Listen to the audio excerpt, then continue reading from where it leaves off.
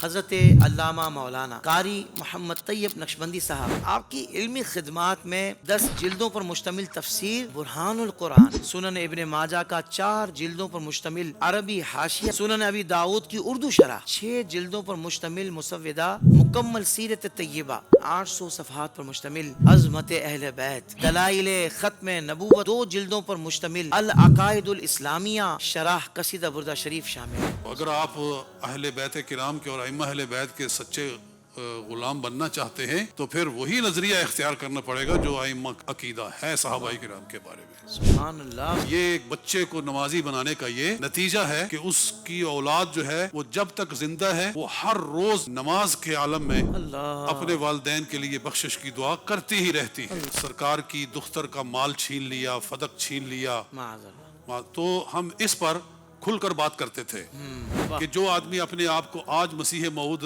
بنا رہا ہے کہ میں مسیح موعود ہوں، اس کا ان حدیثوں سے کیا تعلق ہے؟ اپنے آپ کو موعود بھی کہہ رہا ہے کہ میں موعود ہوں، یعنی جو وعدہ کیا گیا ہے کہاں کیا گیا؟ حدیث میں کیا گیا نا۔ جی حدیث میں تو حدیث میں اس کی نشانیاں مسیح موعود کی کیا بیان کی گئی ہیں؟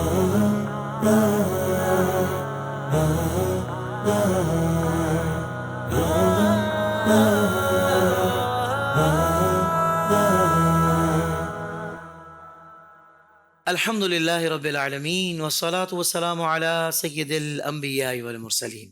ناظرین کرام، السلام علیکم ورحمۃ اللہ وبرکاتہ۔ میں ہوں آپ کا میزبان محمد طاہر قادری اور آپ دیکھ رہے ہیں طاہر قادری پوڈ کاسٹ۔ ہماری خوش نصیبی ہے کہ الحمدللہ ہمارے درمیان ایک عظیم عالم دین، عظیم بزرگ اور بقیت السلف جو کہ مانچسٹر برطانیہ سے خصوصی طور پر تشریف لائے ہیں اور آپ نے ہمیں IDS میں وقت عطا فرمایا ہے، حضرت علامہ مولانا قاری محمد طیب نقشبندی صاحب۔ ناظرین کرام، جو شیخ الحدیث و تفسیر بھی ہیں اور ایک عظیم علمی شخصیت ہے، آپ کے علمی کارناموں پر آج بہت ساری گفتگو ہوگی انشاءاللہ۔ آپ کی جو علمی خدمات ہیں، آپ کی جو دینی خدمات ہیں، دنیا بھر میں جو آپ کے اسفار ہیں اور جو فروغ دین کے حوالے سے آپ کی کاوشیں ہیں، اس پر انشاءاللہ حضرت سے گفتگو ہوگی۔ قبلہ، سب سے پہلے آپ کو السلام علیکم ورحمۃ اللہ وبرکاتہ۔ وعلیکم السلام ورحمۃ اللہ وبرکاتہ۔ حضور، آپ کی صحت کیسی ہے؟ آپ ٹھیک ہیں؟ خیریت سے ہیں؟ الحمدللہ الحمدللہ۔ بہت خوشی آپ تشریف لائے حضور IDS، ماشاءاللہ، کیا کہیے گا۔ بہت خوشی ہو رہی ہے یہاں مجھے حاضر ہو کر، اور آپ کا یہ سیٹ اپ دیکھ کر، یہ اسٹوڈیو دیکھ کر کہ آپ نے بہت محنت کی ہے، اور اس کا مقصد یہی ہے کہ دین کا پیغام لوگوں تک بہترین انداز میں پہنچے، تو اللہ تعالیٰ آپ کو اس کا اجر عظیم عطا فرمائے۔ آمین آمین، جزاک اللہ خیرہ۔ ناظرین کرام، اس سے قبل کہ علامہ صاحب سے سوالات کا آغاز کیا جائے، کچھ ابتدائی گفتگو وہ انٹروڈکشن کے طور پر میں عرض کرنا چاہتا ہوں۔ قبلہ، قاری صاحب کی جو ولادت ہوئی وہ 1960 میں گجرات میں ہوئی، 1960 میں، اور آپ کا تعلق ایک علمی گھرانے سے ہے۔ یہ بھی اللہ کا بڑا فضل ہوتا ہے کہ تعلق ہی علمی گھرانے سے ہو، یعنی بندہ ایسے ماحول میں آنکھ کھولے کہ جہاں الحمدللہ پہلے ہی قرآن اور حدیث کا نور اس گھر میں الحمدللہ موجود ہو اور وہ گھر اس نور سے مزین ہو۔ ناظرین کرام، آپ اپنے والد محترم شیخ الحدیث مولانا محمد علی رحمہ اللہ کے ہمراہ لاہور تشریف لائے، جنہوں نے یہاں جامعہ رسولیہ شیرازیہ کی بنیاد رکھی۔ آپ نے اسی جامعہ میں صرف 9 سال کی عمر میں حفظ قرآن کر لیا اور 13 سال کی عمر میں پہلی تراویح سنائی۔ ذرا امیجن کیجئے گا، یہ کہنے میں جملہ بڑا آسان ہے، سننے میں بڑا آسان لگ رہا ہوگا، لیکن یہ بات بہت بڑی ہے الحمدللہ۔ یہ اللہ کا خصوصی فضل ہے آپ پر۔ اچھا، پھر درس نظامی کی تعلیم اپنے والد سے حاصل کرنے کے بعد آپ نے فیصل آباد میں حضرت مولانا غلام رسول رضوی صاحب سے دورہ حدیث شریف کیا۔ آپ نے 1 سال سعودی عرب کے شہر ابہا میں تجوید و قرات کی تدریس کی، جس کے بعد 1986 سے 1999 تک لندن میں امامت و تدریس کے فرائض سر انجام دیے۔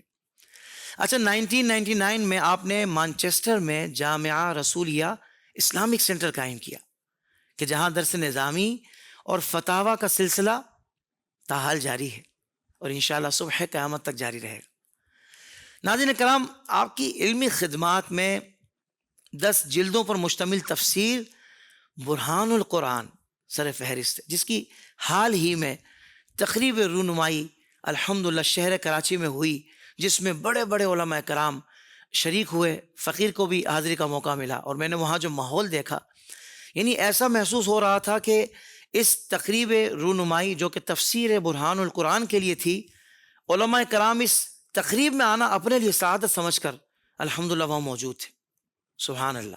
اور جو منظر میں نے علماء کرام کا دیکھا کہ اتنے سارے بڑے جید و مشہور علماء کرام کو یہاں جمع کر لینا بہت بڑی بات ہے، الحمدللہ.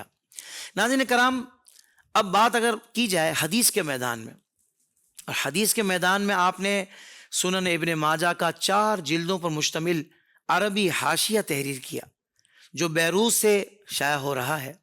نیز سنن ابی داؤد کی اردو شرح اور سنن حمیدی کا ترجمہ و فقہی ترتیب بھی آپ کے علمی کاموں میں شامل ہے. کیا بات ہے، سبحان اللہ. اچھا یہیں تک نہیں، اگر سیرت النبی صلی اللہ علیہ وآلہ وسلم پر آپ کا 6 جلدوں پر مشتمل مسودہ مکمل سیرت طیبہ اور منظوم سیرت بما شرح ان قریب منظر عام پر ہوں گے. دیگر تصانیف میں 800 صفحات پر مشتمل عظمت اہل بیت، دلائل ختم نبوت و رد قادیانیت، 2 جلدوں پر مشتمل العقائد الاسلامیہ اور شرح قصیدہ بردہ شریف شامل ہیں. یعنی آپ کی یہ خدمات مغرب میں رہ کر دین متین کی نشر و اشاعت کا ایک گراں قدر ذخیرہ ہے. اللہ تبارک و تعالی آپ کا سایہ عاطفت ہم سب پر دراز فرمائے. یہ تو انٹروڈکشن تھا جو چند لائنوں میں بیان ہوا ہے، چند سطروں میں میں نے بیان کیا ہے. اب حضرت سے ہم جب گفتگو کریں گے تو وہ راز منکشف ہوں گے، اور وہ باتیں سامنے آئیں گی کہ جس سے الحمدللہ ہمیں انسپریشنز ملیں گی، ہمارے حوصلے بلند ہوں گے.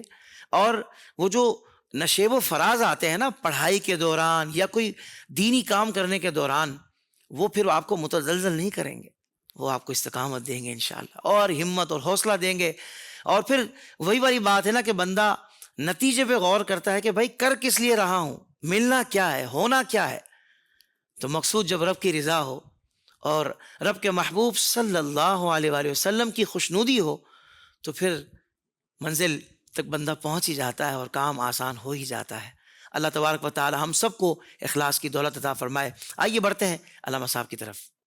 کہ علامہ صاحب ماشاءاللہ، میں تو یہ چند باتیں جو میں نے ابھی عرض کی ہیں، سبحان اللہ حضرت، میں تو بہت بڑی سعادت ہے کہ میں آپ جیسی شخصیت کے سامنے بیٹھا ہوں اور گفتگو کر رہا ہوں. میں اپنے لیے سرمایہ آخرت سمجھتا ہوں، اور یقیناً دنیا میں بھی اچھے انداز سے دینی طرز پر زندگی گزارنے کے لیے بھی میرے لیے بہت بڑی بات ہے کہ میں آپ کے سامنے بیٹھ کر گفتگو کر رہا ہوں. حضور محض 9 سال کی عمر میں قرآن پاک حفظ کر لیا، 13 سال کی عمر میں مصلی سنا دیا. تو میں چاہتا ہوں کوئی دلچسپ یادیں استاد العلماء حضرت ابو البرکات کے مدرسے کے تعلق سے اگر آپ کے ذہن میں ہو تو ارشاد فرمائیے. الحمدللہ، یہ اللہ کا احسان ہے کہ جب میں حفظ قرآن سے فارغ ہوا جی تو لاہور میں مفتی پاکستان حضرت علامہ مولانا سید ابو البرکات سبحان اللہ. شاہ صاحب رحمۃ اللہ تعالی علیہ اس وقت تشریف فرما تھے، اور میرے والد گرامی علیہ الرحمہ کا ان کے ساتھ بہت زیادہ قریبی تعلق تھا، واہ. کیونکہ ان کا ادارہ تھا ادھر داتا صاحب علیہ الرحمہ کے مزار کے بالکل قریب. اچھا قریب میں تھا بالکل. جی. تو اور ہمارا بھی جسٹ ہاف اے مائل دور ہے. تو وہ ہر روز تقریباً عصر کی نماز کے بعد میرے والد گرامی علیہ الرحمہ حضرت سید ابو البرکات کی بارگاہ میں حاضر ہو جایا کرتے تھے، واہ. اور علمی گفتگو ان کی جاری رہتی تھی.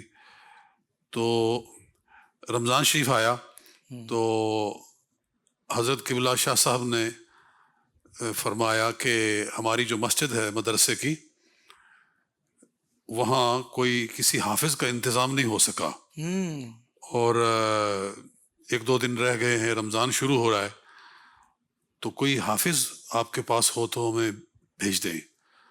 تو حضرت قبلہ والد گرامی علیہ الرحمہ نے عرض کیا کہ میرا بیٹا حافظ قرآن بن گیا ہے، ہوں، تو اگر وہ یہاں قرآن پاک سنائے تو میرے لیے بڑی سعادت ہے۔ اللہ اکبر، تو انہوں نے فرمایا بالکل بجا ہے، مگر ہم پہلے واضح کر دیں کہ ہم کوئی خدمت نہیں کرتے۔ او ہو، ہاں صحیح، جی ہاں، حافظ قرآن پاک سنائے گا تو بس اللہ کی رضا کے لیے سنائے گا، ماشاء کوئی خدمت وغیرہ ہم نہیں کرتے۔ تو والد گرامی علیہ الرحمہ نے عرض کیا کہ قبلہ یہ ہمارے لیے کم سعادت ہے کہ آپ قرآن پاک سنیں گے واہ اور واہ، میرا بیٹا قرآن پاک سنائے گا، تو اس سے بڑی اور سعادت ہمارے لیے کیا ہے؟ تو انتخاب ہو گیا۔ الحمدللہ میں نے قرآن پاک سنایا تو پورا قرآن پاک مکمل اور آپ پہلی مرتبہ سنا رہے تھے؟ پہلی مرتبہ۔ اللہ اکبر، جی ہاں۔ واہ واہ واہ، تو ماشاء اللہ، حضرت مفتی اعظم پاکستان علامہ سید ابو البرکات رحمۃ اللہ تعالی علیہ بہت مسرور تھے۔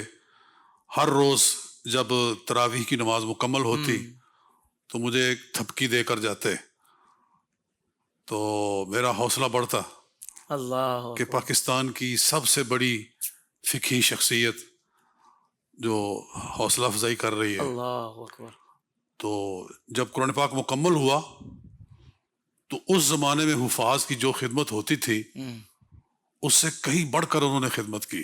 اللہ اکبر، جی ہاں۔ اللہ اکبر، تو وہ انہوں نے پھر خود وضاحت کی کہ میں نے شروع میں جو کہا تھا کہ ہم کوئی خدمت وغیرہ نہیں کرتے، یہ اس لیے کہا تھا تو آپ کے دل سے یہ خواہش ختم ہو جائے کیا بات ہے، کہ واہ، میں جو قرآن پاک سنا رہا ہوں اس کے بدلے میں مجھے کوئی مالی مفاد حاصل ہوگا، وہ آپ کے دماغ سے بات نکل جائے۔ واہ واہ جی، واہ واہ، اور باقی جو ہم نے آپ کی خدمت کی ہے یہ تلاوت کی نہیں، یہ آپ کے وقت کی ہے۔ کیا بات ہے، جی سبحان اللہ، سبحان اللہ، جی، آپ نے جو ہمیں وقت دیا ہے تو آپ نے اللہ کی رضا کے لیے دیا ہے، کیا کیونکہ ہم بات نے ہے، پہلے سے ہی آپ کا ذہن صاف کر دیا تھا۔ سبحان اللہ، بڑوں کے انداز بھی کمال جی ہوتے ہیں جی حضور، سبحان اللہ۔ حضرت آپ کے والد گرامی کے بارے میں کچھ ارشاد فرمائیں کہ انہوں نے کیا علمی سرمایہ پیچھے چھوڑا؟ ظاہر بات اتنی بڑی شخصیت محقق اسلام قبلہ حضرت علامہ مولانا محمد علی رحمہ اللہ، ان کے بارے میں کچھ ہمارے ناظرین کو ارشاد فرمائیں۔ جی ہاں، انہوں نے اتنا بڑا سرمایہ چھوڑا ہے، جی، تحفظ ناموس صحابہ اور اہل بیت پر۔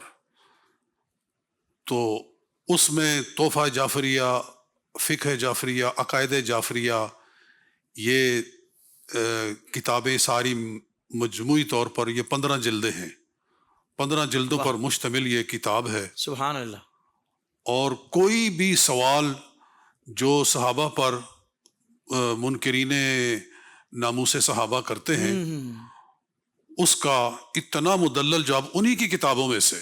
بڑی بات ہے حضرت، جی، واہ واہ واہ، تو یہ تحفہ جعفریہ ہے۔ صحیح، 3 حصے ہیں نا اس کے؟ 3 حصے، ٹھیک، جی، ایک تحفہ جعفریہ، ایک عقائد جعفریہ، ایک فقہ جعفریہ۔ بالکل ٹھیک، تحفہ جعفریہ خصوصاً صحابہ کرام کے بارے میں ہے۔ صحیح، تو صحابہ کرام کی قربانیاں اور ان کا اخلاص اور قرآن و سنت نے جس طرح ان کے مقامات بیان کیے ہیں، اور پھر والد گرامی علیہ الرحمہ نے صحابہ کرام کی فضیلت و عظمت ائمہ اہل بیت کی زبان سے، یہ اس لیے نام تحفہ جعفریہ رکھا جی گیا، ہاں، جی ہاں، میں وہی سوچ رہا جی تھا ہاں، حضرت، جی ہاں۔ واہ واہ واہ، یعنی امام جعفر صادق نے کیا فرمایا ہے، کیا کہنے، امام کیا باقر کہنے، نے کیا فرمایا، جیسے کہ وہ سبحان اللہ، کشف الغمہ سے وہ عبارت آپ نے کئی جگہ پر وہ لکھی ہے، ریپیٹ کی ہے کہ حضرت امام باقر سے کسی نے پوچھا کہ تلوار کے دستے پہ سونا لگایا جا سکتا ہے کہ نہیں، تو انہوں نے فرمایا قد حل ابا بکر الصدیق سیفہ، تو وہ شخص کوفہ سے آیا ہوا تھا، اس نے کہا آپ ان کو صدیق کہہ رہے ہیں؟ امام باقر غصے سے کھڑے ہو گئے اور کہا نعم الصدیق، نعم الصدیق، نعم الصدیق، اللہ، ومن لم يقل له الصدیق فلا صدق اللہ له قولا في الدنيا ولا في الآخرة۔ ہاں صدیق ہیں، ہاں صدیق ہیں، ہاں صدیق ہیں، اور جو ان کو صدیق نہیں کہتا اللہ اسے دنیا اور آخرت میں جھوٹا کر دے۔ اللہ اکبر، اللہ اکبر، یہ ان کی کتاب سے حوالہ نکال کر بتایا کہ یہ ہے صدیق اکبر، اور ائمہ اہل بیت ان کے بارے میں یہ نظریات رکھتے تھے۔ کیا بات، کیا بات، تو اگر آپ اہل بیت کرام کے اور ائمہ اہل بیت کے سچے غلام بننا چاہتے ہیں تو پھر وہی نظریہ اختیار کرنا پڑے گا جو ائمہ کا عقیدہ ہے صحابہ کرام کے بارے میں. سبحان اللہ سبحان اللہ. جی. کیا کہنے. تو اس طرح سے کر کے یہ تحفہ جعفریہ ہے. بالکل صحیح. جی. پھر عقائد جعفریہ کہ ان لوگوں نے جو کہ ناموس صحابہ کے منکر ہیں طرح طرح کے نظریات بنائے ہوئے ہیں، جو رجعت ہے اور امامت ہے صحیح، اور اس طرح کے وہ ان کے جو خیالات ہیں ان کے ایک ایک عقیدے کو لے کر اس کا انہی کی کتابوں سے رد پیش کیا کیا ہے. کہنے. واہ واہ واہ اور سبحان فقہ جعفریہ کہ ان کی جو فقہ ہے اس پر کلام ہوئی ہے کہ ایسے ایسے عجیب و غریب قسم کی ان کی فقہ ہے، تو وہ واضح کی ہے. کیا بات ہے. سبحان اللہ سبحان اللہ. تو یہ ایسا کام ہے کہ تاریخی اور مثالی کام ہے کیا بات. کہ جو اغیار ہیں وہ بھی اس کی افادیت کو تسلیم کرنے پر مجبور ہیں اور اپنی لائبریریوں کی زینت بنانے پر مجبور ہیں ان کتابوں کو. اچھا جی. تو الحمدللہ اس کو جو پذیرائی ملی پورے پاکستان میں بلکہ پورے عالم میں، وہ اپنی مثال آپ ہے. سبحان اللہ سبحان اللہ. واقعتاً آپ کے والد گرامی جتنی بڑی علمی شخصیت ہیں، اب ان کی جو علمی خدمات ہیں اس کو بیان کرنے کے لیے بھی اچھا خاصا وقت چاہیے، مگر آپ نے ایک نمایاں جو آپ کا کام تھا وہ آپ نے ارشاد فرمایا. اچھا سر، اتنے بڑے صاحب تصنیف آپ کے والد گرامی رحمہ اللہ، تو ان کی تربیت نے آپ کے علمی ذوق کی کس طرح آبیاری کی، مطلب اس میں کیا کردار ادا کیا؟ میں چاہوں گا کہ یہ باتیں اس تناظر میں بیان فرمائیں کہ آج کل کے جو والدین ہیں وہ بھی اس بات کو سمجھ سکیں کہ اگر والدین خود دینی معلومات ان کے پاس ہو، بنیادی معلومات دین کی ہوں جو ضروری ہیں، تو پھر اس ماحول میں بچے جو بڑے ہوتے ہیں تو ان کے وہ کہیں عقیدے کتنے زبردست پھر ہو جاتے ہیں اور کتنا ضروری ہے یہ. صحیح بات ہے کہ میں نے جو کچھ بھی سیکھا اپنے والد گرامی علیہ رحمہ سے سیکھا، جو کچھ پڑھا ان سے پڑھا، اور والد گرامی علیہ الرحمہ کی یہ خواہش تھی کہ میرے 4 بیٹے ہیں اور چاروں بیٹے علم دین کے اندر لگ جائیں، سب کو عالم بنا دیا جائے. تو ان کی یہی خواہش تھی کہ بس دین سیکھو اور دین سکھاؤ، دین پڑھو اور دین پڑھاؤ. تو الحمدللہ ان کی اولاد ان کے نقش قدم پر چل رہی ہے. تو یہ انہی کی تربیت کا فیض ہے. اور پھر صحابہ کرام کی عظمت و فضیلت کو بیان کرنا، ان پر ہونے والے سوالات کا جواب دینا، یہ جذبہ جو ہم میں پیدا ہوا ہے کہ ہم نے زندگی اسی کام پر لگا دی ہے، یہ انہی کی تربیت کا فیض ہے. کیا بات کہ انہوں نے ایسی لائن پر ہمیں لگایا ہے کہ یہ انشاءاللہ سیدھی جنت کی طرف جانے والی لائن ہے. سبحان اللہ سبحان اللہ. تو والدین جدھر بچوں کو لگاتے ہیں وہ پھر اس لائن پہ چل جاتے ہیں. تو والدین کو چاہیے کہ وہ اپنا بہترین صدقہ جاریہ جو ہے وہ اپنی نیک اولاد کی شکل میں چھوڑ کر جائیں. کیونکہ سید عالم صلی اللہ علیہ وآلہ وسلم کا ارشاد مبارک ہے، صدقۃ جاریۃ او علم ينتفع به او ولد صالح يدعو له، کہ جب انسان مر جاتا ہے تو اس کے اعمال منقطع ہو جاتے ہیں، لیکن 3 اعمال اس کے مرنے کے بعد بھی جاری رہتے ہیں. صدقۃ جاریۃ، کوئی صدقہ جاریہ جیسے مسجد بنا دی، ہسپتال بنا دیا، مدرسہ بنا دیا. اور دوسرا کہ ولد صالح، نیک بیٹا چھوڑ کر گیا. سبحان اللہ سبحان اللہ. جس شخص نے اپنے بیٹے کو نمازی بنا دیا ہے تو وہ ہر روز 5 مرتبہ نماز پڑھتا ہے، اور نماز میں جتنی مرتبہ بھی وہ سلام کہتا ہے، چاہے وہ فرض پڑھے، چاہے وہ نفل پڑھے، سنت پڑھے، وتر پڑھے، تو کہتا ہے کہ ربنا اغفر لی ولوالدی، اے اللہ میری بخشش فرما اور میرے والدین کی بخشش فرما. کیا بات ہے. واہ واہ واہ. گویا کہ وہ دعائے بخشش کی ایک مشین چلا دی گئی ہے. سبحان اللہ سبحان اللہ. یہ ایک بچے کو نمازی بنانے کا یہ نتیجہ ہے کہ اس کی اولاد جو ہے وہ جب تک زندہ ہے وہ ہر روز کئی مرتبہ نماز کے عالم میں اللہ اپنے والدین کے لیے بخشش کی دعا کرتی ہی رہتی ہے. اللہ سبحان اللہ سبحان اللہ. یہ فائدہ ہوتا ہے اولاد کو نمازی بنانے کا. واہ واہ واہ واہ. یعنی قبلہ علامہ صاحب نے کیا خوبصورت بات ارشاد فرمائی کہ ہم سب کچھ تو بنا دیتے ہیں اولاد کو، اچھا بزنس بھی سکھا دیں گے، اسکلز ان کی زبردست ان کی جو ہے ان کے اندر موجود ہے، اس کو انہینس کرنے کے لیے مختلف کلاسز دلوائیں گے. اگر نہیں بناتے تو ان کو دیندار نہیں بناتے. وہ دین جو ان کو سب کچھ سکھاتا ہے، یعنی زندگی گزارنے کے اسلوب بھی سکھاتا ہے اور آخرت کی تیاری بھی کرواتا ہے، وہ دین سکھانے میں اگر والدین ناکام رہتے ہیں تو انہیں غور کرنا چاہیے کہ وہ اپنی جو اہم ذمہ داری ہے اس سے کتنا پیچھے ہیں، اور جو دیگر فروعی معاملات ہیں اس میں وہ آگے آگے ہیں. تو اس لیے یہ اولاد کا حق ہے جو آپ نے دینا ہے. اگر نہیں دیا تو اس کا بھی آپ کو جواب دینا پڑے گا. کیا کہنے علامہ صاحب، بڑا اہم ترین سوال میں آپ کے سامنے کرنے جا رہا ہوں. تفسیر برہان القرآن، یہ آپ کا اتنا شاندار حضور علمی آپ کا کارنامہ ہے، علمی خدمت ہے کہ میں کہتا ہوں کہ اللہ تبارک و تعالیٰ آپ کو اس پر بہترین جزا عطا آمین فرمائے. آمین. آپ نے زندگی کا ایک بڑا اہم حصہ اس کام پر آپ نے لگایا ہے. حضور یہ تفاسیر تو پہلے ہی بہت ساری ہیں، آخر کیا وجہ ہے کہ آپ نے تفسیر برہان القرآن یہ تحریر فرمائی؟ اس کی انفرادیت کیا ہے؟ اس میں کیا نمایاں باتیں ہیں؟ وہ کون سی ایسی چیزیں ہیں کہ جو خاص طور پر آپ نے اس تفسیر میں شامل کی ہیں کہ نئے پڑھنے والے جنہوں نے دیگر تفاسیر بھی پڑھی ہیں ان کے لیے اس کے اندر ایک الگ ہی خزانہ، ایک الگ ہی رنگ نظر آئے گا؟ ارشاد فرمائیے. الحمدللہ میں نے اس تفسیر کے اندر جو کام کیے ہیں جی وہ ایسے ہیں کہ میں تحدیث نعمت کے طور پر کہہ سکتا ہوں واہ، کہ وہ اس تفسیر کو دیگر تفاسیر سے منفرد کرتے ہیں. ایک تو یہ ہے کہ جیسے میں نے ابھی عرض کیا کہ قبلہ والد گرامی علیہ الرحمہ ناموس صحابہ کے تحفظ اور شان اہل بیت کے بیان پر ایک خصوصی امتیاز رکھتے تھے، اور اتنی زندہ باد. کتابیں انہوں نے تصنیف فرمائی ہیں. تو جب وہ تصنیف فرما رہے تھے تو ہم ان کے معاون ہوتے تھے، یعنی کتابوں کے حوالے ڈھونڈ ڈھونڈ کے لا کر ان کے سامنے رکھتے تھے. اللہ اکبر. یہ ہماری ڈیوٹی ہوتی تھی کہ بھئی اس کام پہ سرچ کرو. تو پھر وہ ہم کتابیں نکال کے والد صاحب کو پیش کرتے تھے اور پھر وہ لکھتے رہتے تھے.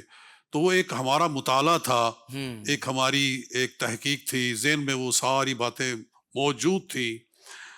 تو میں نے چاہا کہ ان کو تفسیر قرآن کے رنگ میں پیش کیا جائے.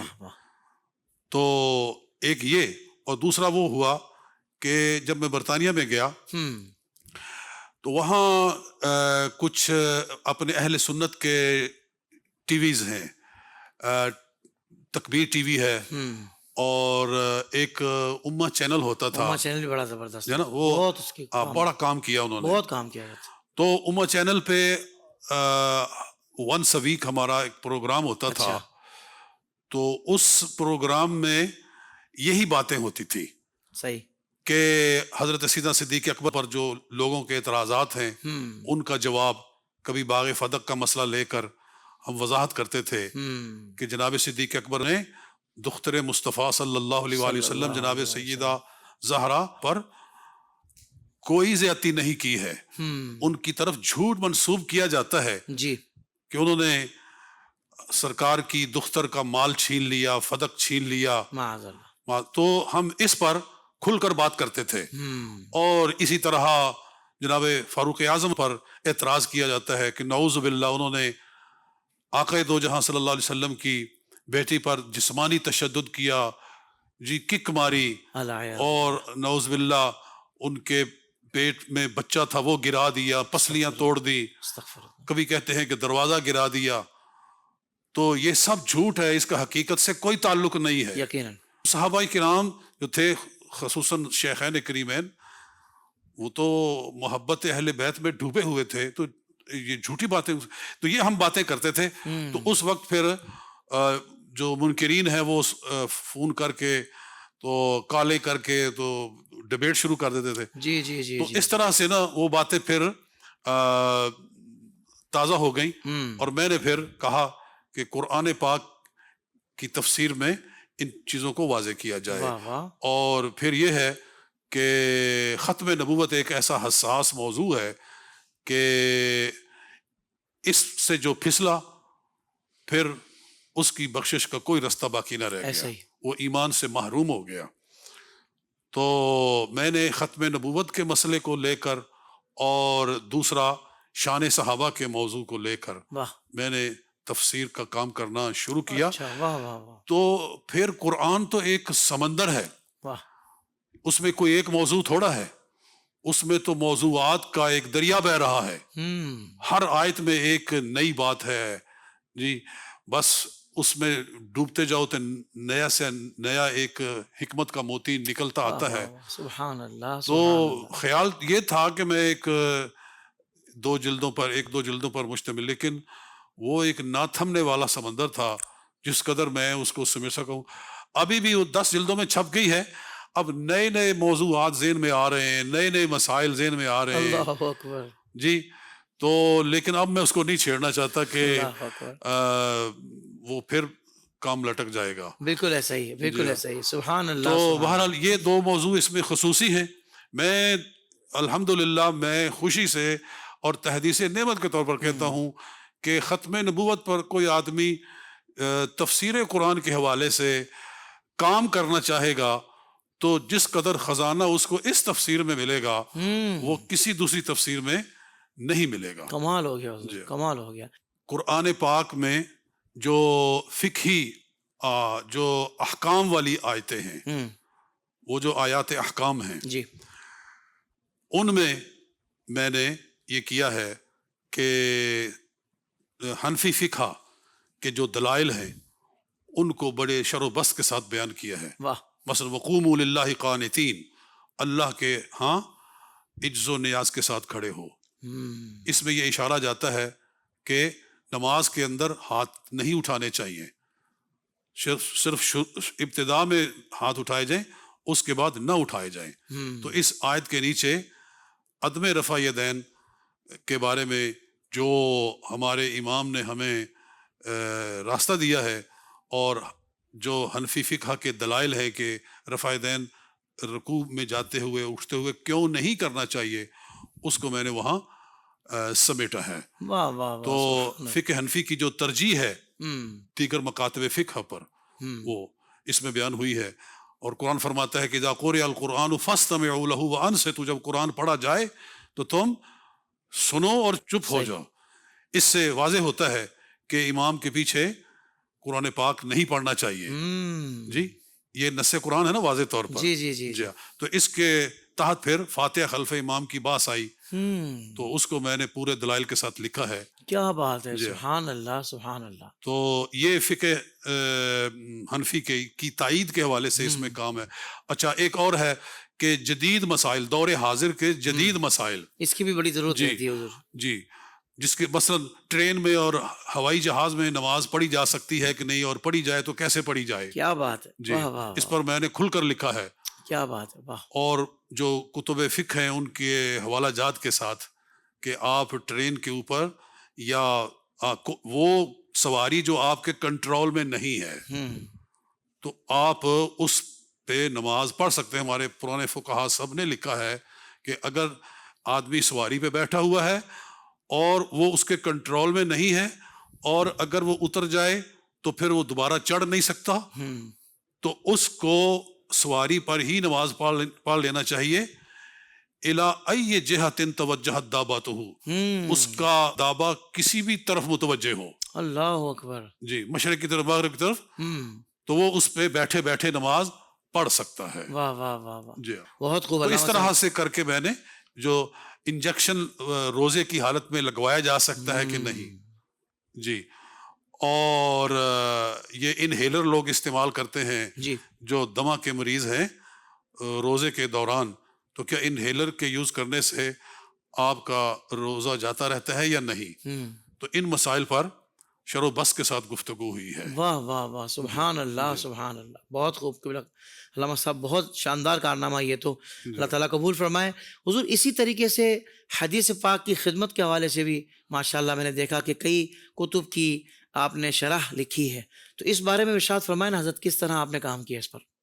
جی سنن ابو داؤد شریف جی یہ حدیث کی بہت مستند اور معتبر کتاب ہے، بلکہ محدثین صحیحین کے بعد، صحیح بخاری اور صحیح مسلم کے بعد تمام ذخیرہ حدیث میں سب سے مضبوط اور قوی کتاب جو ہے وہ سنن ابو داؤد کو سمجھتے ہیں. سبحان اللہ سبحان اللہ. یعنی بخاری اور مسلم کے بعد سب سے جو مستند اور سکھا کتاب ہے وہ سنن ابو داؤد ہے. بالکل ٹھیک.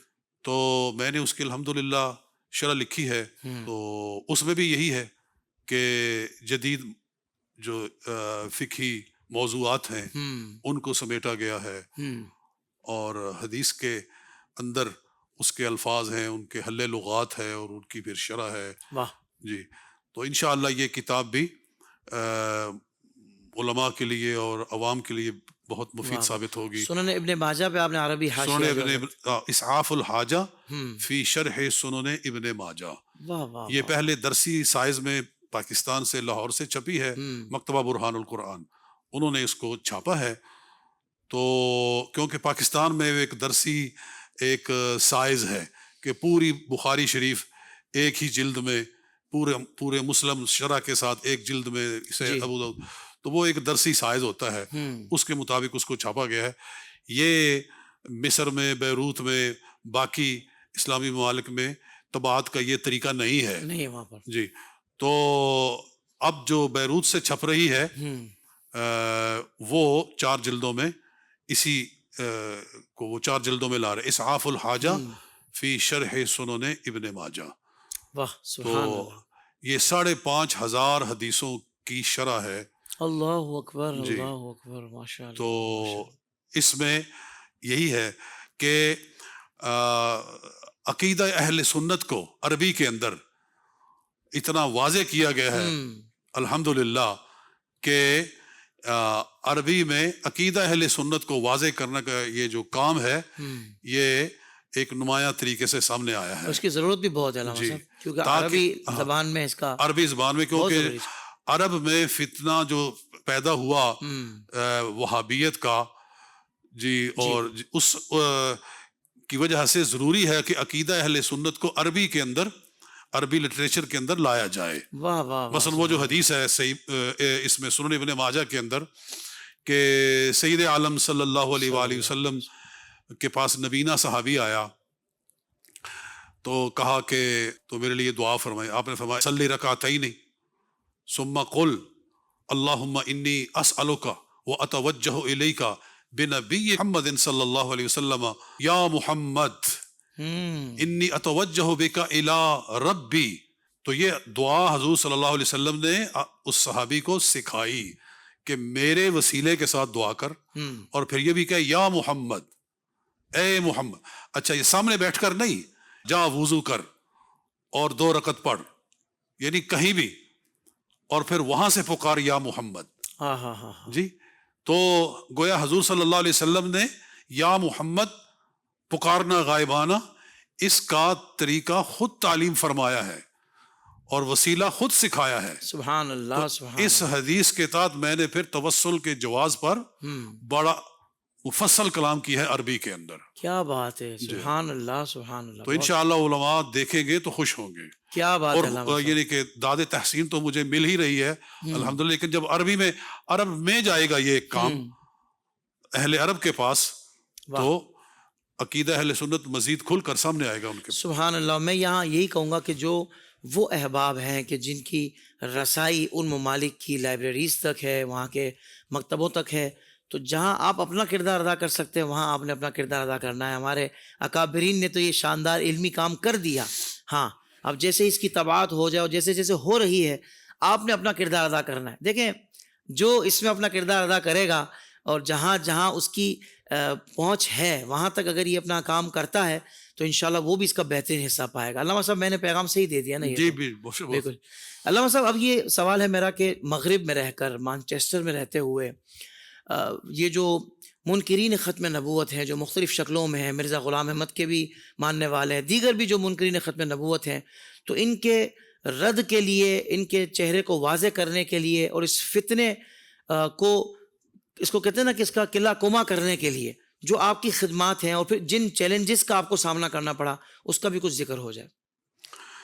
جی اس موضوع پر مجھے اس طرف توجہ اس لیے ہوئی کہ وہ جیسے میں نے پہلے بتایا کہ امہ چینل پہ ہم بیٹھتے تھے جی تو ختم نبوت کی بات چلتی تھی تو کسی نہ کسی منکر ختم نبوت کا فون آ جاتا تھا اور وہ کوئی نہ کوئی شوشہ چھوڑ دیتے تھے. تو پھر میں نے اس طرف توجہ کی اور مطالعہ شروع کیا، اور ان دنوں میں پھر میں نے پورا سیٹ روحانی خزائن جو مرزا غلام محمد قادیانی کا لکھا ہوا ہے اس کو منگوایا اور اس کو بالاستیعاب پڑھا. تو بہت چیزیں منکشف ہوئیں کہ اللہ تعالیٰ کے بارے میں ان لوگوں کے کیا نظریات ہیں، انبیاء کے بارے میں کیا نظریات ہیں. ایک جگہ وہ کہتا ہے کہ عیسیٰ کی کیا مجال ہے کہ میرے ممبر پر پاؤں رکھے.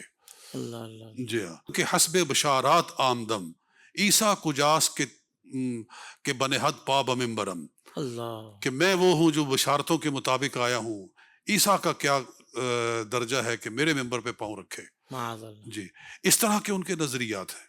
تو پھر میں نے تفسیر کے اندر بھی کام کیا، اور ایک میری کتاب چھپ کر آ گئی ہے، دلائل ختم نبوت واہ ورد قادیانیت. واہ واہ. تو اس میں نے قرآن پاک کی آیات سے استدلال کیا ہے، پھر احادیث 40 احادیث اس میں جمع کی ہیں. تو یہ جن محقق علماء نے اس کو پڑھا ہے تو انہوں نے بہت داد تحسین دی ہے کہ مثلا ایک حدیث کو لیا ہے جی تو میں نے ثابت کیا ہے کہ یہ حدیث 10 صحابہ کرام سے مروی ہے. صحیح. کوئی مثلا حضور صلی اللہ علیہ وآلہ وسلم فرماتے ہیں مثلی و مثل الانبیاء من قبلی، اس حدیث کو کتنے صحابہ نے روایت کیا ہے. جی، حضرت ابو ہریرہ نے، حضرت انس نے، حضرت جابر نے، جی، تو ان کی فہرست پیش کی ہے. پھر ہر صحابی کے بارے میں اگر حضرت ابو ہریرہ سے یہ حدیث مروی ہے تو کس کس کتاب میں ہے، بخاری میں ہے، مسلم میں ہے، ابو داؤد میں ہے، جی، اور مسند حمیدی میں ہے، کہاں ہے. ایک ایک صحابی سے جو وہ حدیث مروی ہے تو کون کون سی کتاب میں ہے. واہ. تو یہ ایک بڑا کھلا ہوا اور بڑا وائڈر ایک کام تھا، وہ میں نے سمیٹا ہے. بڑی بات ہے، بڑی بات ہے. بہت آسانی کر دی آپ نے، جو ہمارے دیگر جو اب کے علماء ہیں، ایک حدیث کے جتنے ترک ہیں ان سب کو اکٹھا کرنا بہت بڑی بات، یہ بڑی تحقیق والی بات تھی. تو میں نے وہ اس میں کام کیا ہے. ماشاء اللہ ماشاء اللہ، بہت اچھے. تو حضرت یہ منکرین، اچھا، اس کے سوا جی حضور، پھر ایک کتاب اور میری چھپ کر آئی ہے، وہ ہے حیات عیسیٰ ابن مریم علیہ السلام اور مسیح موعود کی پہچان. جی، واہ واہ واہ. کہ مرزا غلام محمد قادیانی نے اپنے آپ کو مسیح موعود بنایا کہ میں مسیح موعود ہوں. مطلب ہے وہ مسیح جس کا وعدہ کیا گیا ہے، موعود یعنی جس کے بارے میں وعدہ کیا گیا ہے، وہ میں ہوں. معاذ اللہ. یعنی احادیث میں ہے کہ حضور صلی اللہ علیہ وآلہ وسلم نے فرمایا لَيُوشِكَنَّ أَن يَنزِلَ فِيكُمْ عِيسَىٰ ابْنُ مَرْيَمَ حَكَمًا عَدْلًا. سرکار صلی اللہ علیہ وآلہ وسلم نے فرمایا کہ وہ زمانہ قریب ہے کہ جب عیسیٰ ابن مریم حاکم عادل بن کر دنیا میں نازل ہوں گے. لَيُوشِكَنَّ أَن يَنزِلَ فِيكُمْ عِيسَىٰ ابْنُ مَرْيَمَ حَكَمًا عَدْلًا، حاکم عادل بن کر وہ دنیا میں نازل ہوں گے. فَيَكْسِرُ الصَّلِيبَ، صلیب کو توڑ دیں گے. وَيَقْتُلُ الْخِنزِيرَ، خنزیر کو قتل کریں گے. اور کثرت سے مال بہائیں گے. حتیٰ لا یقبلہ احد، حتیٰ کہ کوئی آدمی مال قبول نہیں کرے گا. لوگ زکوٰۃ دینے کے لیے نکلیں گے، کوئی زکوٰۃ لینے والا نہیں ہوگا. جی، اور فرمایا جزیہ ختم کر دیں گے. تو میں نے اس کتاب کے اندر جس کا نام ہے مسیح موعود کی پہچان، کہ عیسیٰ علیہ السلام آنے والے ہیں، وہ مسیح موعود ہیں، اور ان کی نشانیاں حضور علیہ السلام نے کیا ارشاد فرمائی ہے.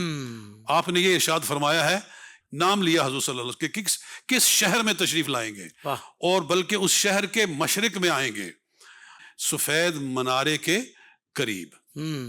تو فیقتل الدجال، پھر دجال کو قتل کریں گے. تو میں نے اس میں لکھا ہے کہ مسیح موعود کون ہے، کہ جو آدمی اپنے آپ کو آج مسیح موعود بنا رہا ہے کہ میں مسیح موعود ہوں، اس کا ان حدیثوں سے کیا تعلق ہے. اپنے آپ کو موعود بھی کہہ رہا ہے کہ میں موعود ہوں، یعنی جو وعدہ کیا گیا ہے، کہاں کیا گیا؟ حدیث میں کیا گیا نا. جی، حدیث میں. تو حدیث میں اس کی نشانیاں مسیح موعود کی کیا بیان کی گئی ہیں؟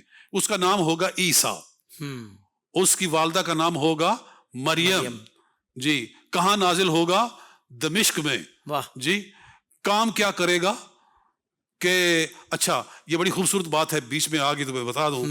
حضور صلی اللہ علیہ وآلہ وسلم نے فرمایا کہ عیسیٰ علیہ السلام نازل ہوں گے. پہلی یہ بات بھی غور والی ہے کہ وہ نازل ہوں گے. یہ نہیں فرمایا کہ فیولد، وہ پیدا ہوں گے. نازل ہوں گے. اچھا پھر یہ فرمایا کہ کیسے نازل ہوں گے؟ فرمایا حکمن عدلن، حاکم عادل بن کر.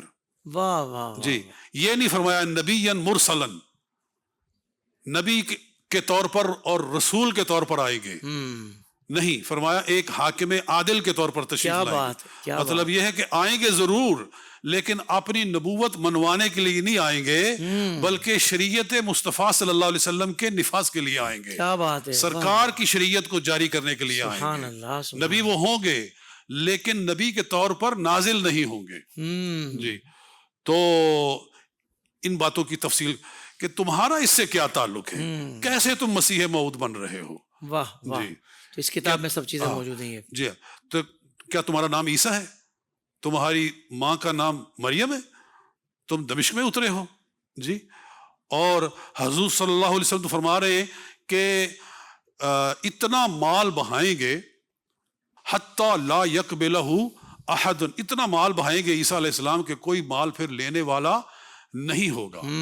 تو تم تو خود ساری زندگی چندے اکٹھے کرتے رہے ہو. جی جی تمہارا مسیح موعود سے کیا تعلق ہے؟ اللہ اکبر. تو یہ تحقیقات اس کتاب میں ہیں.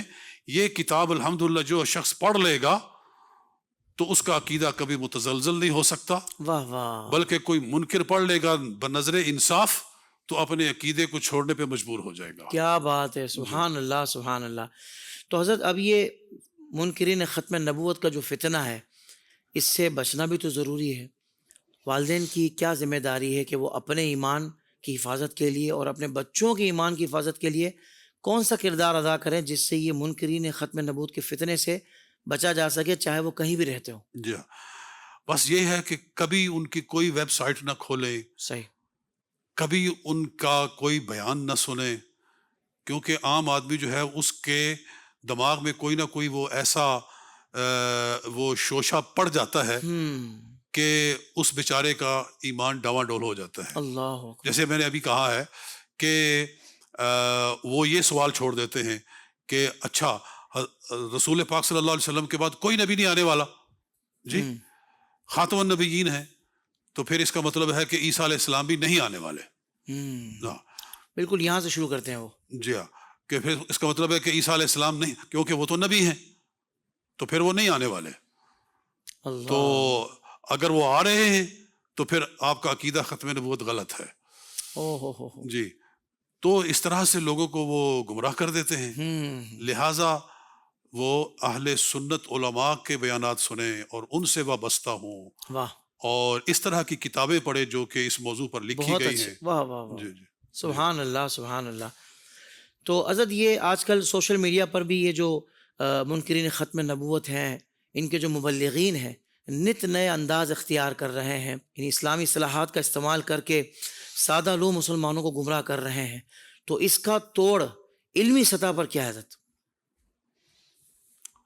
بس یہی ہے کہ قرآن پاک کا مطالعہ کیا جائے واہ واہ واہ.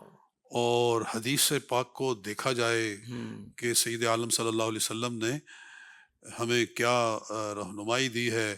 اور ختم نبوت تو اگر قرآن پہ غور کیا جائے تو آپ کو کوئی رکوع نہیں ایسا ملے گا کہ جس کے اندر ختم نبوت کا پیغام موجود نہیں ہے. واہ واہ. مثلا آپ دیکھیں کہ اللہ تعالیٰ ارشاد فرماتا ہے کہ ان ہوا الا ذکر للعالمین. جی قرآن کیا ہے؟ تمام عالمین کے لیے ذکر ہے. وما ارسلناک الا رحمۃ للعالمین. واہ واہ واہ. حضور کیا ہیں؟ تمام کائنات کے لیے رحمت ہیں. رب کیا ہے؟ الحمدللہ رب العالمین. تو وہ رب العالمین ہے، سرکار رحمت للعالمین ہے. اور قرآن کیا ہے؟ ذکر للعالمین ہے. واہ. تو جیسے رب العالمین کے ہوتے ہوئے واہ. کسی رب کی ضرورت نہیں، اور ذکر للعالمین کے ہوتے ہوئے کسی اور آسمانی کتاب کی ضرورت نہیں، کیا کہنے ہیں. ایسے ہی رحمت للعالمین کے ہوتے ہوئے کسی اور نبی کی ضرورت نہیں. کیا بات ہے علامہ صاحب. سبحان اللہ سبحان اللہ. کمال جی کمال جملہ آپ نے ارشاد فرما دیا حضرت. پھر دیکھیے اللہ کون ہے؟ رب الناس. قل اعوذ برب الناس ملک الناس الہ الناس. وہ ہے الہ الناس اللہ. اور قرآن کیا ہے؟ ہدی للناس. انزل فیہ القرآن ہدی للناس، واہ، قرآن ہے ہدی للناس. اور سرکار کی شان کیا ہے کہ اللہ تعالیٰ شان فرماتا ہے کہ قل یا ایھا الناس انی رسول اللہ الیکم جمیعا، یا ایھا الناس، اے انسانوں میں تم سب کے لیے اللہ کا رسول بن کر آیا ہوں. وما ارسلناک الا کافۃ للناس. ہاں ہاں ہاں ہاں، جی تو حضور کون ہیں؟ رسول الناس. سبحان اللہ سبحان تو اللہ. جیسے رب الناس کے بعد کسی رب کی ضرورت نہیں، ہدی للناس کے بعد کسی آسمانی کتاب کی ضرورت نہیں، ایسے ہی رسول الناس کے بعد کسی رسول کی ضرورت نہیں. سبحان اللہ سبحان اس اللہ. طرح آپ قرآن پاک اس نظر سے قرآن پاک کو پڑھیں گے تو ہر آیت سے آپ کو ختم نبوت کا نور نظر آئے گا. کیا بات ہے، سبحان اللہ. اچھا حضرت، آپ کی کتاب عظمت اہل بیت جو ماشاءاللہ 800 صفحات پر مشتمل ہے، اہل بیت اطہار کی حقیقی محبت اور ان کے مقام و مرتبے پر روشنی ڈالتے ہوئے حضور یہ بتائیے کہ اب تفضیلیت جیسے نظریات کا علمی رد کیوں ضروری ہے؟ یہ تفضیلیت جو اب بہت زیادہ معاشرے میں پینیٹریٹ کر رہی ہے، سرایت کر رہی ہے نئے نئے انداز سے، نئی نئی شکلوں میں، تو اس کا علمی رد کیوں ضروری ہے؟ بہت ضروری ہے، اس لیے کہ یہ وہ عقیدہ ہے جس پر تمام صحابہ کرام نے اجماع کیا. اجماعی عقیدہ، ٹھیک ہے. جی ہاں. تو خود حضور صلی اللہ علیہ وآلہ وسلم نے سیدنا صدیق اکبر کو اپنے مصلح پر کھڑا کیا. واہ. جی جب حضور علیہ الصلوۃ والسلام دنیا سے تشریف لے جا رہے تھے تو عرض کیا گیا کہ لوگ مسجد میں نماز کے لیے منتظر ہیں، تو فرمایا مرو ابا بکر فلیصلی بالناس، ابو بکر سے کہو کہ میرے مصلح پہ نماز پڑھائے. واہ واہ واہ. جی تو حضرت سیدہ عائشہ صدیقہ ام المؤمنین عرض کرتی ہے کہ میرا باپ رقیق القلب ہے، جب آپ کے مصلح کو خالی دیکھے گا تو وہ اپنے گریے کے اوپر کنٹرول نہیں کر سکیں گے، تو آپ کسی اور کو حکم دے دیں. تو نبی علیہ الصلوۃ والسلام نے فرمایا انتن صواحب یوسف، تم وہ بات کر رہی ہو جیسے مصر کی عورتوں نے کی تھی، اوہ، کہ وہ کہا کہ یہ جو زلیخا ہے اپنے غلام پر عاشق ہو گئی ہے. جی تو اصل میں وہ ان کا مقصد کوئی اور تھا. ان کا مقصد یہ تھا کہ ہمیں بھی دیدار یوسف کرایا جائے. اللہ، بظاہر وہ زلیخا پر اعتراض کر رہی تھی لیکن مقصد کوئی اور تھا. واہ. مقصد یہ تھا کہ ہمیں بھی دکھایا جائے کہ وہ پری پیکر کون ہے کہ جس کے حسن و جمال نے اس امرات عزیز کو دیوانہ کر دیا ہے. تو فرمایا انتن صواحب یوسف، تم بھی زنان مصر والی بات کر رہی ہو. مطلب یہ تھا کہ کہنے کو تم کہہ رہی ہو کہ کسی اور کو کہہ دے، لیکن تم چاہتی یہ ہو کہ میں بار بار ابو بکر ہی کا حکم دوں. ہائے ہائے ہائے ہائے، اللہ اکبر. مقصد تمہارا یہ ہے کہ میں پھر سے کہوں کہ نہیں ابو بکر ہی کو حکم دو.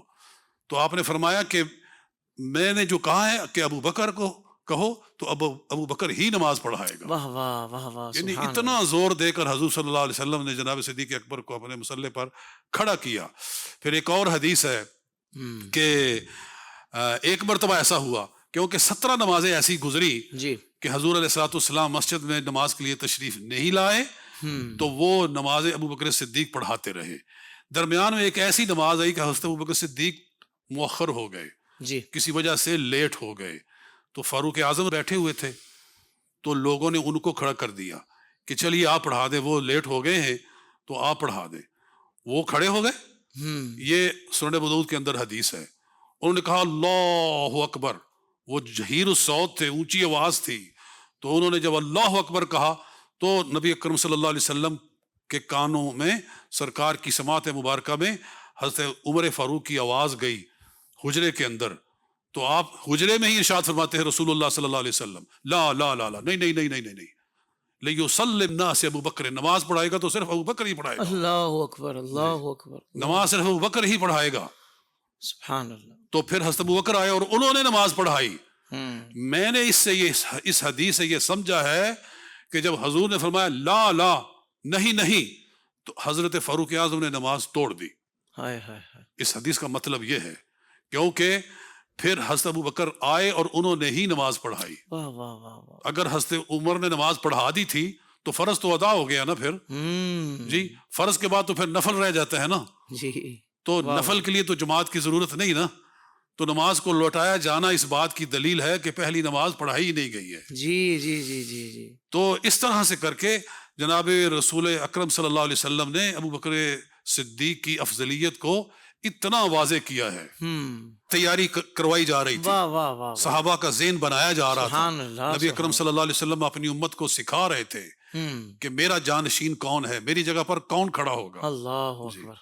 اور حضرت مولا مرتضی شیر خدا خود فرمایا کرتے تھے, یہ مصنف ابن ابی شیبہ کی حدیث ہے, فرماتے تھے کہ جب مصلی پر ابو بکر صدیق کو کھڑا کیا گیا تھا تو میں کوئی بیمار نہیں تھا, میں بالکل ٹھیک تھا, میں غیر حاضر نہیں تھا, میں حاضر تھا. نبی اکرم علیہ الصلوۃ والسلام نے ابو بکر کو آگے کھڑا کیا. سبحان اللہ سبحان اللہ. تو کون ہے جو ابو بکر کو پیچھے کرے؟ جی, تو یہ میری ایک کتاب ہے اس موضوع پر, افضلیت صدیق اکبر. صحیح. جی, واہ. تو وہ بہت داد تحسین وصول کر رہی ہے علماء کرام سے اس موضوع پر, جس قدر وہ محققانہ کتاب ہے. میں نے اس میں بھی 40 احادیث جمع کی ہیں افضلیت صدیق اکبر پر, اور پھر اس افضلیت کو مشکوک بنانے کے لیے جو شبہات وارد کیے جاتے ہیں ایک ایک کا جو ہے نا لے کر میں نے پھر اس کا رد کیا ہے. یعنی نظریات تفضیلیت کا آپ نے رد بلیغ فرما دیا کتاب میں. الحمدللہ. کیا بات. اور اس میں ایک چیپٹر ہے کہ افضلیت صدیق اکبر بزبان مولا علی المرتضی شیر خدا. اللہ اکبر. واہ واہ. خود حضرت جناب مولا مرتضی شیر خدا آپ جناب ابو بکر صدیق کی افضلیت کو اتنا واضح کرتے ہیں جی کہ آپ فرماتے ہیں جس نے مجھ کو ابو بکر پر فضیلت دی میں اسے 80 کوڑے ماروں گا. جی 80 کوڑے لگاؤں گا. اللہ اکبر. جی, ایک شاہ صاحب ہے فوت ہو گئے ہیں, وہ کہتے تھے یہ من گھڑت بات ہے, یہ حضرت علی کی طرف جھوٹ منسوب کیا گیا ہے. میں نے کتب حدیث میں سے اس قول مولا مرتضی کی 4 اسناد پیش کی ہیں, واہ. اور ان چاروں سندوں کے راویوں کی ثقافت بیان کی ہے. کیا کہنے. واہ واہ واہ واہ. کہ حضرت علی المرتضی نے یہ ارشاد فرمایا ہے, اور 4 سندوں کے ساتھ موجود ہے, سبحان اللہ, کہ جو مجھے ابو بکر پر فضیلت دے گا میں اسے 80 کوڑے لگاؤں گا. جی. تو پھر وہ کہہ دیا جاتا ہے نہیں وہ تواضعاً کہہ رہے تھے. حضرت علی ابو بکر صدیق کو جو افضل بتاتے تھے اپنے آپ سے, تو وہ بس تواضع کے طور پر, عاجزی کے طور پر. میں کہتا ہوں یہ غلط بات ہے, عاجزی کے طور پر نہیں بلکہ عقیدے کے طور پر, کیونکہ فرما رہے ہیں کہ جو اس کو نہیں مانے گا میں اس کو 80 کوڑے ماروں گا. تو یہ تواضع والی بات نہیں ہے. جی, اگر تم لوگ جناب حیدر کرار کے زمانے میں ہوتے تو جناب حیدر کرار تمہیں کان پکڑوا کے تمہیں 80 کوڑے مارتے, اور حیدر کرار کر تو ایک کوڑا بھی کوئی نہیں کھا سکتا, تو باقی جو وہ کون کھاتا. کیا بات ہے. سبحان اللہ سبحان اللہ. اچھا علامہ صاحب, کم و بیش ہمارا پوڈ کاسٹ کا وقت مکمل ہو گیا, اور اللہ تعالیٰ نے کرم فرمایا تو آپ کے ساتھ دیگر نشستیں بھی انشاءاللہ مستقبل قریب میں ہوں گی, اور اسی طریقے سے ہم آپ کی برکات حاصل کریں گے. آخر میں چاہتا ہوں خاص طور پر حضرت یہ مانچسٹر میں جامعہ رسولیہ اسلامک سینٹر کا جو قیام ہے, جس میں باقاعدہ درس نظامی کی کلاسز کا جو ماشاءاللہ آغاز ہوا ہے, بلکہ جتنے عرصے سے کام کر رہا ہے وہ بھی آپ ارشاد فرمائیں, اور خاص آپ نے وہاں علمی اور فقہی ماحول جو قائم فرمایا ہے کہ کسی کو کوئی مسئلہ درپیش ہو تو وہ الحمدللہ اس ادارے سے رابطہ کرتا ہے تو اس کو فقہی طور پر شرعی جو احکامات ہیں اس کو بیان کیے جاتے ہیں. تو تھوڑا سا آپ میں چاہوں گا اس ادارے کے بارے میں. الحمدللہ ہم نے مانچسٹر میں سن 2000 کے اندر, اچھا آج سے 26 برس پہلے, واہ واہ واہ, جامعہ رسولیہ اسلامک سینٹر کے نام سے ایک دینی ادارہ قائم کیا. ماشاءاللہ. تو پھر وہاں ہم نے حفظ و ناظرہ کی کلاسز بھی قائم کی, اور ساتھ میں پھر ہم نے درس نظامی کی کلاس کا بھی اجرا کیا. صحیح. تو الحمدللہ اس میں سے پہلی کھیپ جو تیار ہوئی وہ 7 جید علماء تیار ہوئے. واہ واہ سبحان اللہ. اور میں نے ان کا امتحان دلوایا کئی علماء کرام سے کہ ان سے کوئی مشکل سے مشکل سیگا پوچھو. کیا بات ہے. واہ واہ واہ واہ سبحان اللہ. معیار یہ رکھا آپ نے. ہاں, کہ ان کی صرف ٹیسٹ کرو, ان کی نحو ٹیسٹ کرو, زندہ باد, کہ ان پر کتنی محنت کی گئی ہے. تو الحمدللہ وہ پھر علماء جو ہیں وہ آج بڑی بڑی مساجد کے اندر تدریس کا اور امامت و خطابت کا کام سر انجام دے رہے ہیں. سبحان اللہ سبحان انگلش اللہ. زبان کے اندر, یعنی کہ 7 इंग्लिश स्पीकिंग उलमा तैयार हो गए। वाह वाह वाह जी वाह, हाँ। सुभान अल्लाह मेरे सुभान अल्लाह। मेरे बड़े से छोटे बेटे हैं मौलाना मोहम्मद उज़ैर साहिब। वाह वो माशाल्लाह। विक्टोरिया पार्क जामे मस्जिद जो मैनचेस्टर की सबसे बड़ी और सबसे कदीमी मस्जिद है, उसके इमाम खतीब भी हैं, और वहाँ माशाल्लाह, उस मस्जिद के अंदर भी उन्होंने दरस निज़ामी की क्लास का इजरा किया है। बड़े फाजिल नौजवान और हज़रत और इस माशाल्लाह। वक्त वो तीसरे साल की किताबें पढ़ा रहे हैं। वाह वाह वाह वाह जी। वाह, और जो उनके माशाल्लाह। स्टूडेंट्स हैं वो सारे के सारे इंग्लिश स्पीकिंग है। पूरा जो निसाब है वो इंग्लिश ही में पढ़ाया जा रहा है, वाह वाह वाह वाह वाह। क्योंकि अब ज़रूरत है बरतानिया के जी। अंदर। जो उलमा गए थे पाकिस्तान से या इंडिया से, वो उर्दू जानते थे, और उस वक्त उनके ऑडियंस भी सारे ठीक उर्दू है। स्पीकिंग होते थे। लेकिन अब वहाँ बुजुर्ग तबका जो है वो कम होता जा रहा है, जो पाकिस्तान से गया था और सब कंटिनेंट से गया था। और जो वहाँ के जो न्यू जनरेशन जो है। ब्रिटिश बोर्न जो जी जी जी। जो यंगस्टर्स हैं, उनकी तादाद बढ़ रही है। तो फिर उनको एड्रेस करने के लिए फिर इंग्लिश स्पीकिंग उलमा ही चाहिए थे। वाह वाह वाह वाह तो वाह, वो माशाल्लाह माशाल्लाह। जैसी फिर ज़रूरत हो, अल्लाह ताला फिर उसका तदारुक भी फिर फरमा देता है। क्या बात है, क्या तो बात है। ये एक सिलसिला चल पड़ा है इंशाअल्लाह। यानी आपके तो वालिद चलता है। गिरामी के मिशन को हज़रत आपने टैकल किया जी हाँ। माशाल्लाह। अब आपके बेटे माशाल्लाह इसको जी हाँ। आगे लेकर चल रहे हैं अल्हम्दुलिल्लाह। टाइम हो तो मैं सिर्फ एक बात छोटी सी जी करूं। जरूर जरूर जी, शाह फरमाएं। कि मेरे वालिद गिरामी अलैहिर्रहमा ने एक ख्वाब देखा था, और उन्होंने वो उस जमाने में मुझे खत में लिख कर भेजा था। अच्छा। उस जमाने में फोन बहुत कम इस्तेमाल होता था। ये आजकल जो व्हाट्सएप वगैरह निकल आए वो तो नहीं होते थे। ऐसा ही है, तो फोन पे राब्ता बहुत कम होता था, खतो किताबत ही होती थी। खत किताबत चलती थी। तो खत में उन्होंने लिखा मुझे कि मैंने एक ख्वाब देखा है कि मैं पाकिस्तान में हूँ बैठा हुआ, और तू वहाँ बरतानिया में बैठा हुआ है, और मेरे जिस्म से एक खून की नाली लगी हुई है जो तेरे जिस्म में जा रही है। अल्लाह अकबर। खून जो है ना वो ट्रांसफर हो रहा है इधर से इधर इधर।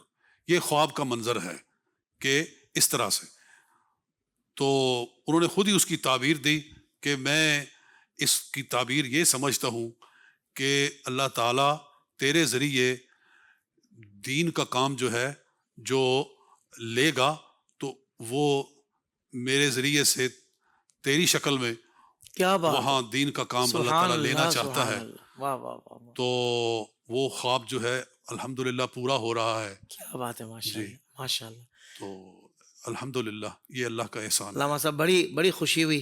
और आज भी मैंने देखा हज़रत वो एक ग्रुप भी मैंने देखा कि जिसमें लोग आपसे सवालात पूछते जी हैं जी। पूरे यूके हाँ। यूरोप बरतानिया आस से। कलामा तैयब जी नक्शबंदी, जी जी। उसका और नाम है उसमें आस कलामा तैयब नक्शबंदी। हाँ, आप कोई भी सवाल किसी भी हवाले से, क्या बात है। जी, वो नमाज के मसाइल हों, वो तहारत के मसाइल हों, वो हज उम्रा के मसाइल हों, वो निकाह के हों, वो तलाक के हों, वो विरासत के हों, बड़ी बात जी, है सर, माशाल्लाह। कोई भी सब्जेक्ट हो, कोई भी टॉपिक हो, उस पे आप जो भी सवाल करना चाहते हैं वो उसमें आप चाहे अपनी वॉइस मैसेज के जरिए डाल दें या टेक्स्ट मैसेज के जरिए डाल दें, तो उसका आपको विद इन 1-2 डेज जो है जवाब आ जाएगा। क्या बात है लामा साहब, मैं ये इतने तकरीबन एक दिन छोड़ के मैं बैठता हूँ, वाह जितने वाह सवाल उसमें आ चुके होते हैं माशाल्लाह माशाल्लाह। उनके जवाब दे देता इतने हूँ। तसनीफ़ी काम के साथ हज़रत माशाल्लाह आप ये भी देखते हैं जी कि फ़ी ज़माना लोगों को जो मसाइल हैं उनका हल भी आप इरशाद जी फरमाते हैं। जी। बहुत बड़ी बात है हुज़ूर माशाल्लाह।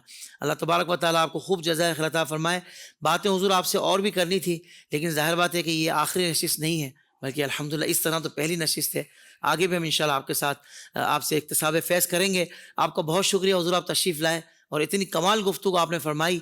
यकीनन हमें बहुत कुछ सीखने को मिला, और वो कहते हैं ना, हमारा मॉरल भी बुलंद हुआ है और अल्हम्दुलिल्लाह हौसला भी बुलंद हुआ है। और हमें भी ये अब जुस्तजू पैदा हुई है कि हमने अपने बच्चों को इस राह पर इसी अंदाज से लगाना है और अकाबिर के साथ जोड़ के रखना है, ताकि वो ऐसा ना हो कि पढ़ लिख भी लें और कहीं और चले जाएं, किसी और के आलाकार बन जाएं, ऐसा ना हो। बल्कि नबी रहमत सल्लल्लाहु ताला अलैहि वसल्लम के जो फरामीन हैं और आपकी जो तालीमात हैं कि जो सहाबा कराम रिज़वानुल्लाहि ताला अलैहिम अजमईन से ہوتے ہوئے ہم تک پہنچی ہیں، جسے ہم فکر رضا بھی کہتے ہیں، اسی پر کاربند رہیں اور اسی مشن کو ہم آگے بڑھائیں تاکہ صبح قیامت تک ہماری نسلوں میں اور ہمارے سے وابستہ لوگوں میں کوئی بد مذہب نہ ہو، کوئی صحابہ کرام اور اہل بیت اطہار کا منکر نہ ہو، بلکہ ان کی گیت گانے والے ہوں، ان کی عظمتوں کے چرچے بیان کرنے والے ہوں، اور کس لیے ہوں؟